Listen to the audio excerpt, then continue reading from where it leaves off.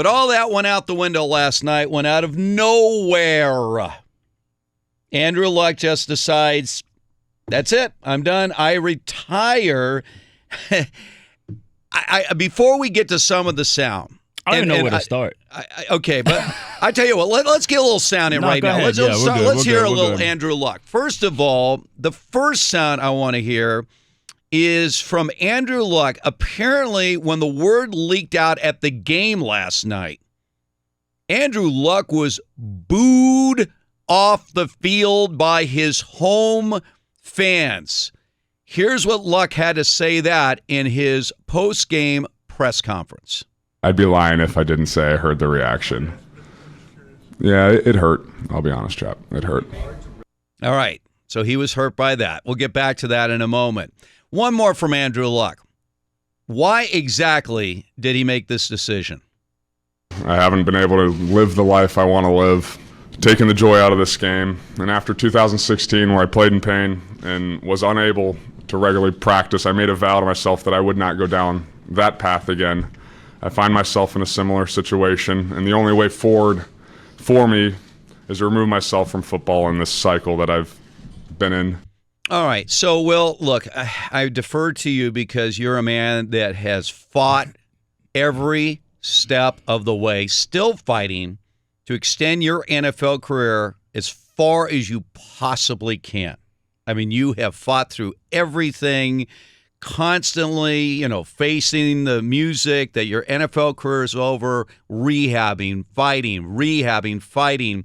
I think a lot of fans expect that of professional athletes, that they would do whatever it takes to get back on the field. So from your perspective, what do you make of what happened here with Andrew Luck?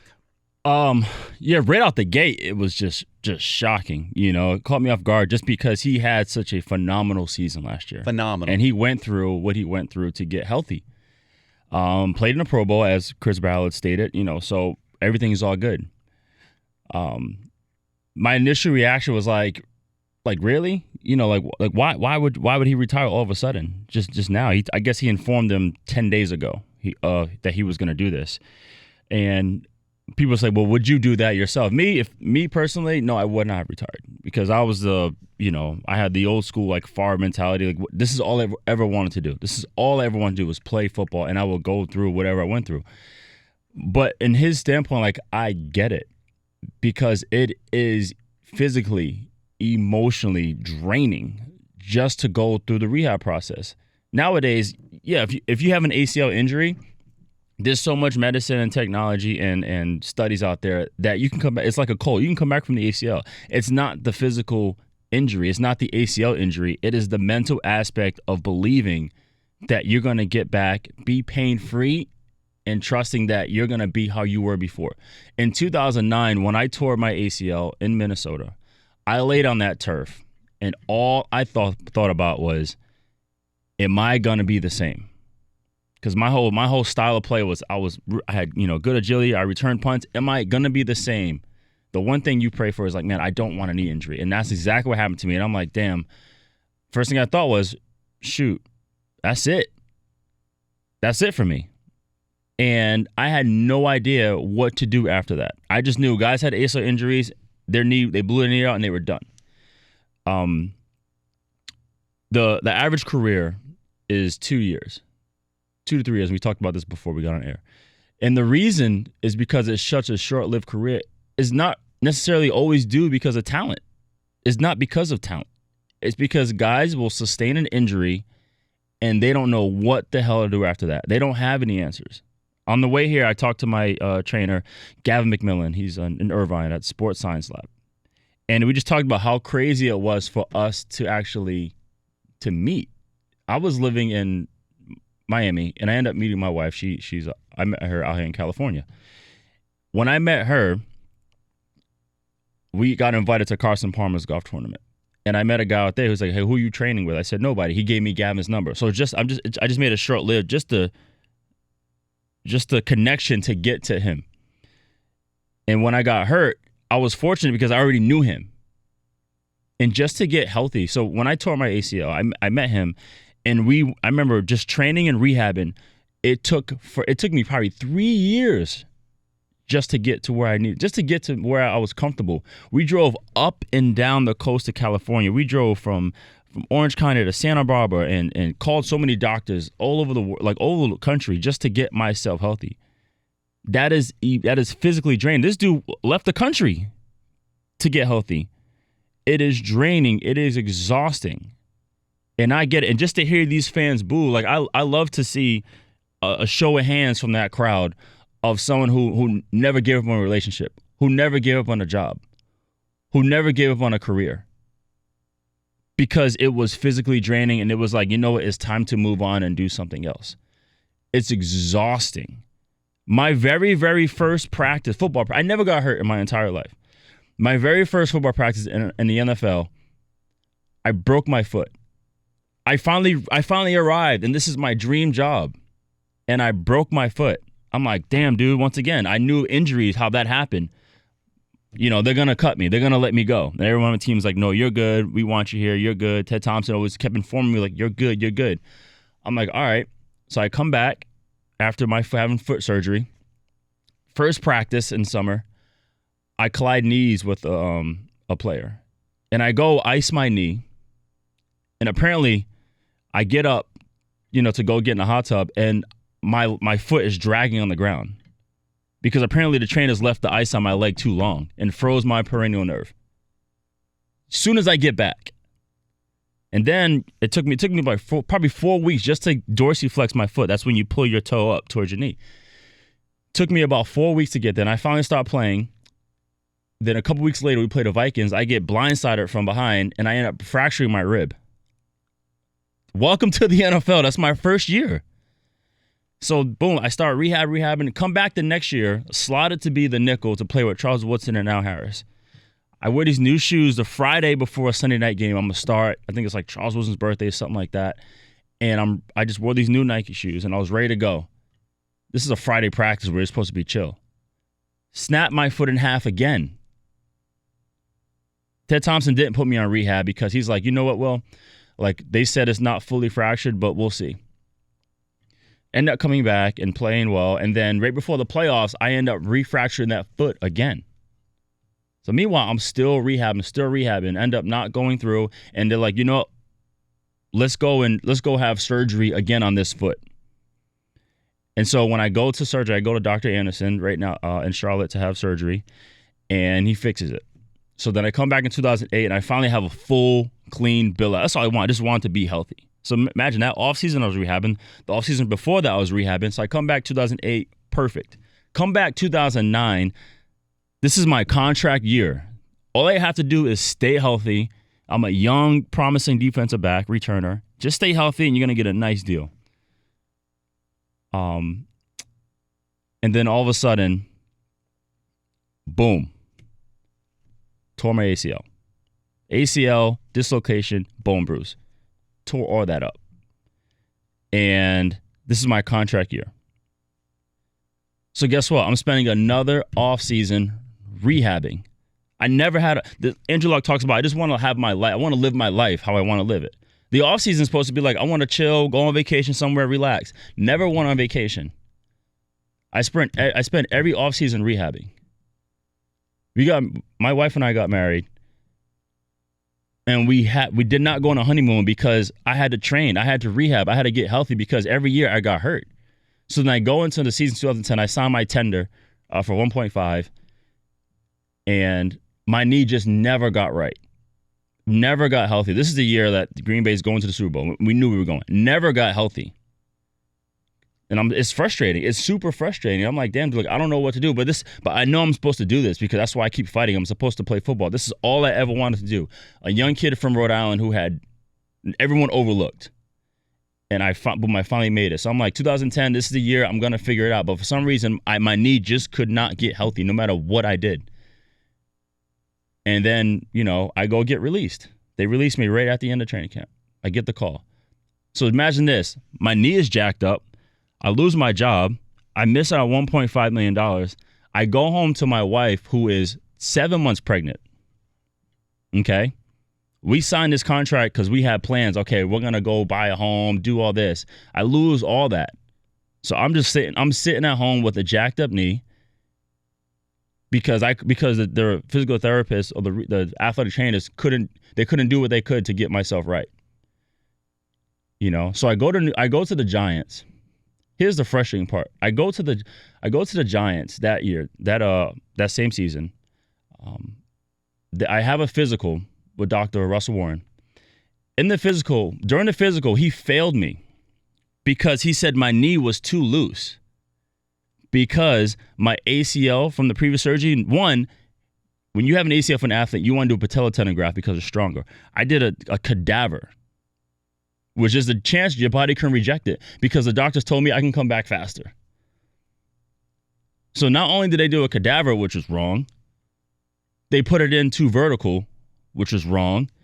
Therefore, my knee was loose. He said, but because I like you, I'll let you work out. But whoever did your surgery effed it up. Okay? So I go and by the grace of God, I worked out and Gettleman, who was on the front office at the time, was excited, signed me on board. I played that season, and then all of a sudden, I think like week 3, my leg I lost complete function. My leg shut off because of all the trauma, all the nerves stopped working. I couldn't run. So this is why I hold the Giants in high regard. Because the Giants, they said, hey man, you got to fix this because you cannot play anymore if your knee is like this. So which is crazy in the NFL when, the teams can sign a waiver saying whatever happens to your knee, they're not responsible for what happens to your knee based on previous injuries. So I signed a waiver with them and they ended up pulling me in the office and they ripped up the waiver and said, you know what, pick any surgeon and we'll take care of it. So I flew out here to Curlin Job, Dr. Taboni. He did my ACL surgery and did it the right way. Patella tendon graft, got that fixed. That's when I linked up with Gavin McMillan and that's why I did everything I could. Think about this. I took you through, 4 years? Yeah, 4 years. Right. I didn't talk about one play. And here's the thing, Will, in sharing your story. It is a story that most players in the NFL can share to some degree. The constant rehabbing. I always say this. The one thing I took away from my time working with the Raider organization in the 1980s, the one indelible memory I have was being around those players week after week and seeing and being amazed how they could get back on the field every single week. The all-time thing to me was Monday morning. Monday morning, players coming into the facility, literally looking like none of them are going to be able to take the field next week. They get their day off on Tuesday, back on the practice field Wednesday, and how they do this. And for the fans that booed out there, look, I understand their frustration. I want to get into trying to put perspective on what now is the career of Andrew Luck. I'm listening to so-called experts, and they have evaluated that Andrew Luck's career was a bust. Now, I'm thinking to myself, let's try to put this in perspective. As a rookie, he took over a team that had been 3-13, and they won 11-5. And he threw for 4,000 yards. This is a guy who, in his first 3 years, again, taking over a team that was 3-13, had bottomed out after Peyton Manning was let go. 3 straight years in the playoffs, including a trip all the way to the AFC Championship game. And then last year, 67% completion, 39 touchdowns after missing an entire year and led the Colts again to the playoffs. I mean, his career record as a starting quarterback was 53-33. So I don't even know what these people are talking about. Who said bust? A lot of people.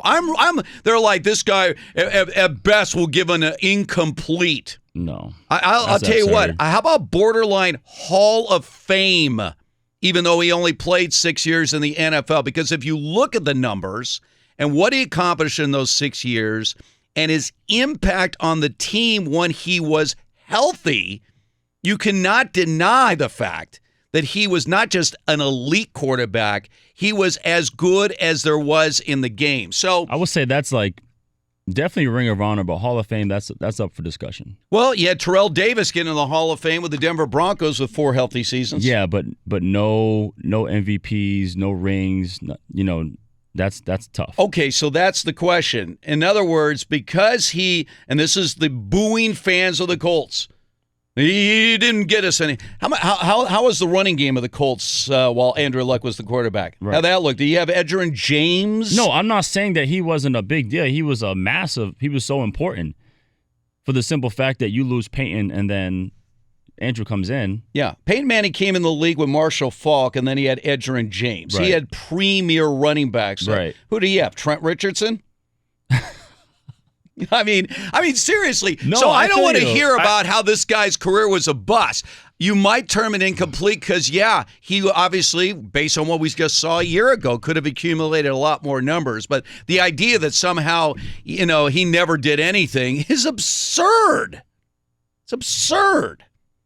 All right, I know you wanted to get to something that was said by, honestly, one of our colleagues here. I don't have to mention our names out here, but this was an indication that the move by Andrew Luck was more a generational thing, that this is a generation now that will not fight the way guys from a previous generation fought. Your thoughts? Yeah, our colleague, I can say it, Doug. You can call him. Yeah, Doug. His whole thing was, he said retiring because rehabbing is too hard is the most millennial thing ever. This is coming from a guy, one, who's never played football in his entire life. Rehabbing because it's too hard. Now, I just spent the first segment explaining my whole career before I even made a damn play. Rehabbing is exhausting. Rehabbing caused me to not go on a honeymoon. I was very, very fortunate that my wife understood all the business, and she's very, very positive. But think about this. Rehabbing, I was away from my house 6-7 hours a day. A day, whether it was something simple as just getting a massage on my knee. Rehabbing is too hard. Rehabbing is too hard when you're drafted and you're sitting there watching all these other guys that are undrafted fill your spot. You're missing out on opportunities. You're missing out on money. You're missing out on fun. Rehabbing is exhausting. Especially when every offseason you just want to relax and then go train. Andrew just wants to have fun and go and just relax and go train. He doesn't want to have to go through all this pain, all these injuries, flying across the country, flying all over the world just to feel right. It's exhausting. And that is across the board. You think Boogie Cousins is not exhausted? He's furious. Oh, another injury. He knows ability-wise that Boogie should get a max deal somewhere. But he's not because he's dealing with all these injuries. So he's like, now he has another catastrophic injury. An ACL. People say 6 months. No, that's like a year just to get right. He missed out on a lot. It is mentally exhausting. It is mentally draining. Right now, Melvin Gordon is struggling to try to get a deal. Partly, maybe because of his health. Health is a huge thing. Every team I went to, I was praying that they didn't put a waiver on my contract or a split, meaning if I got hurt, they can cut my money in half. Because I knew when I showed up to a facility, my injury report was this thick, and it just reminded me of all the time I had to rehab. That is ridiculous. That's what pisses me off is that you have colleagues that just go out there and you just say ridiculous things. I don't know what it is. Maybe he's trying to get clicks, trying to get likes, performing. Like that's not what it is. I don't know. Go ahead. Let me ask you this, Will. By the way, we have seen in recent years more and more guys decide it's not worth it for a variety of reasons, whether it's injuries, concussions. They might not have the resources. Dude, So just for my knee, once again, here's the exhausting part, right? There are these injections, they're hyaluronic acid, and basically it lubricates your knee almost, so that you can have good motion, so you can play. There's one, I had injections of Monovisc, Synvisc, Orthovisc, PRP, prolotherapy, these couple like steroid, like they're cortisone, but they're not fat soluble, they're water soluble. I drove all over the country just to get these injections, just so my knee can function. I went a couple months ago, I went to get another PRP injection just because I was like, you know what, I still feel good. I want to just keep it right. And in order to get improved for these PRP injections, I looked at a list. You had to click on the prescriptions that you've taken in order to get cleared. And so I'm clicking. I'm like, yeah, I took that. Yeah, okay. Toradol. Yep. I took this. And I was like, yo, doc, I've taken everything on this list. There's like 20 prescriptions. I've taken everything on this list. So think about it. That's just mentally exhausting, physically exhausting, all these things I had to do just so I could line up. All right, we're going to have much more on this, and just trying to put perspective. Take a breath, fantasy football players, about losing Andrew Luck, okay? And let's get to the reality of why a soon-to-be 30-year-old star quarterback in the NFL says enough is enough. We're just talking about off-air Chris Borland's situation, who announced an abrupt retirement very early into his NFL career, concerns down the road, and he's not alone. We've had a number of players that have decided that it's not worth it, and I always get back to this, Will, when you're talking about athletes, if you're a good enough athlete to play at the highest level, you've had a lot of success leading up to that, whether it's the high school level or the college level. There is a certain air of invincibility. And when you're faced with your athletic mortality, right, the fact that suddenly the body is breaking down, the one thing that has been put you in the spotlight your entire life is suddenly breaking down, and the end is near. This is what we always talk about, that athletes die two deaths.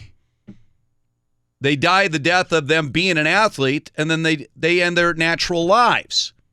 And so, for a guy like Andrew Luck, who could say, all right, you know what, I'll fight through another year. Maybe I'll sit out half a season, come back, fight through the pain, fight through the pain, fight through the pain. This is not a generational thing. This is a human thing.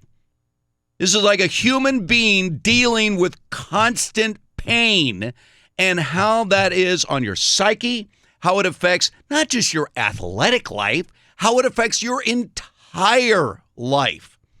And, we just had Gavin, our producer, come in, and we were talking about the fact that when he was out for an entire year, that he finally bonded with his wife. Right. And he had that time when he wasn't rehabbing or playing football or doing all the things necessary to be a player, just a player, not just an elite quarterback, but an NFL player. And maybe he just said, look, let's a little perspective here. I have a long life, hopefully, ahead of me. He's a Stanford grad. Obviously, he's a very smart guy. He's got a lot of options in his future. And he says, look, it's, I did it. I'm happy for the great times I had playing in this game. I had a lot of highlights, but this game does not define me. I got a lot of life ahead of me, and so I decide I leave it. And I'll tell you what, I give credit to the Colts organization.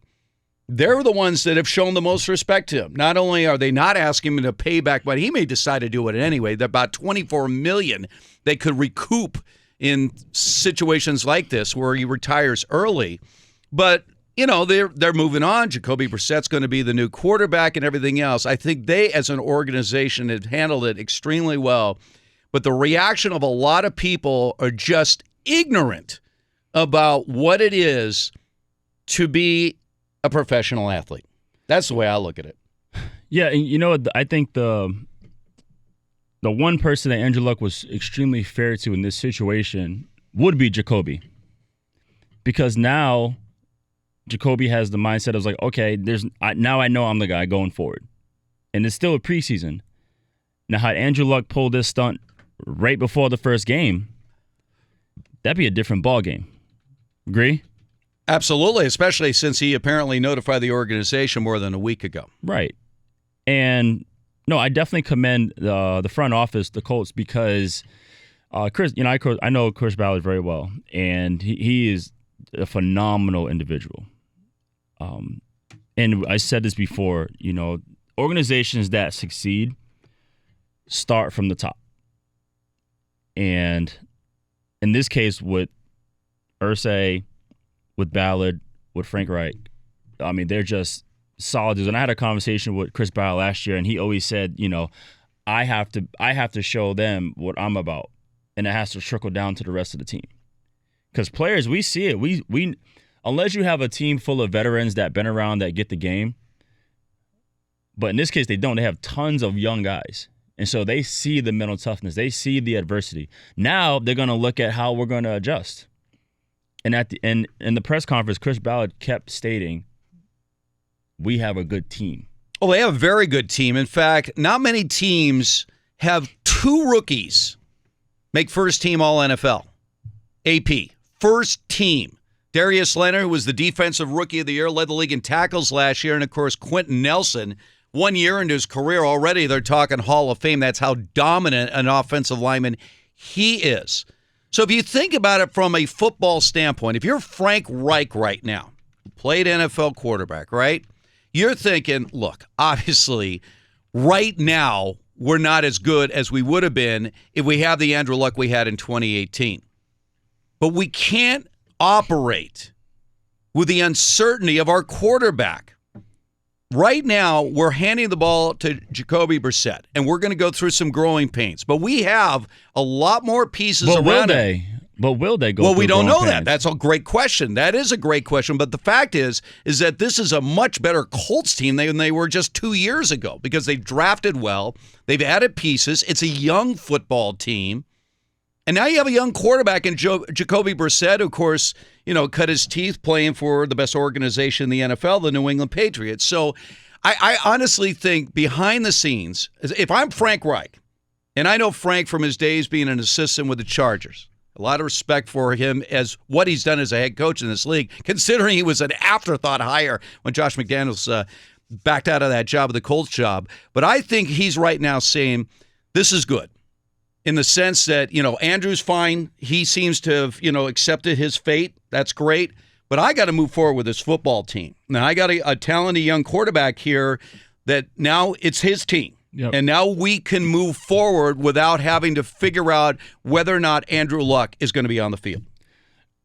That's, once again, this goes to just the, no pun intended, the luck of Chris Ballard and the decisions he has made for his football team. This is not the first time Frank Reich has dealt with this.